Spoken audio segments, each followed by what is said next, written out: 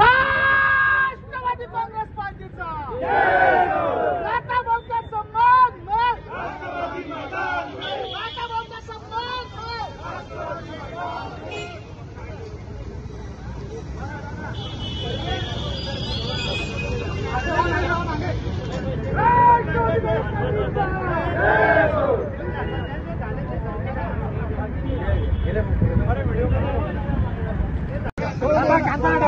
महिला आयोगाच्या अध्यक्षा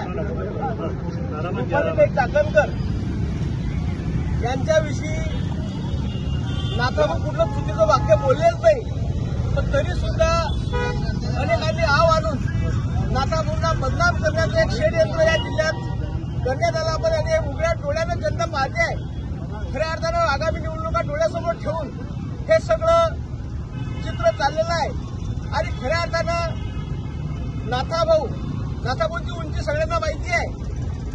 नाथाभाऊ अशी व्यक्ती आहे की मुख्यमंत्री पदापर्यंत या खानदेशाचा नेता म्हणून त्या पदापर्यंत नाथाभाऊच्याच रूपानं व्यक्ती पोहोचला होता.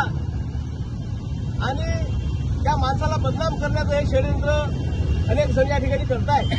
नाथाभाऊ चुकीच्या गोष्टीला समर्थन करणारी व्यक्ती नाही हे लोकांनी पाहिलं आहे.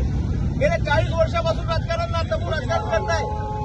अनेकांना अनेक ठिकाणी साथ देण्याचा प्रयत्न, चुकीच्या गोष्टीला कधीच समर्थन करण्याचा विचार नाथाभाऊंच्या मनात कधीच शिवला नाही. आणि असं असताना फक्त नाथाभाऊ बदनाम कसे झाले पाहिजे, खडसे फॅमिली बदनाम कशी झाली पाहिजे याच दृष्टीनं लोक प्रयत्न करत आहेत.